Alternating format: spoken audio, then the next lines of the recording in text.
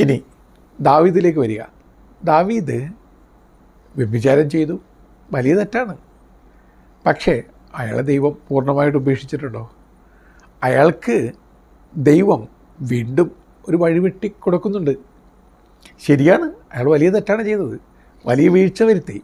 എന്നാലും ദൈവം പുറത്ത് അയാളെ വിജയത്തിലേക്കും നന്മയിലേക്കും നയിക്കുന്നുണ്ട്.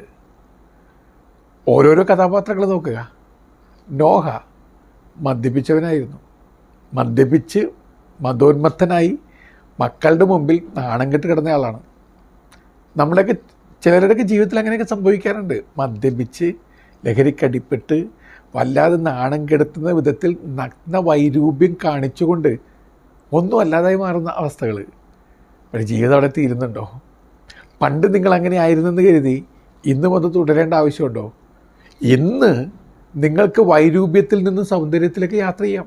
ദൈവം അങ്ങനെയാണ് നിങ്ങളെ കൈപിടിച്ച് നടത്തുക. നിങ്ങൾ മദ്യപിച്ച് കാലിടറി വീണു, മറ്റുള്ളവരുടെ മുമ്പിൽ അപമാനപാത്രമായി മാറി, നിങ്ങളുടെ കുടുംബത്തെ മൊത്തത്തിൽ അപമാനിപ്പിച്ചു എന്ന് കരുതി ദൈവം നിങ്ങളെ കൈവിട്ട് കളയുന്നുണ്ടോ? You can start again. നിങ്ങൾക്ക് ജീവിതത്തിൽ വീണ്ടും തുടങ്ങാവുന്നേ ഉള്ളൂ.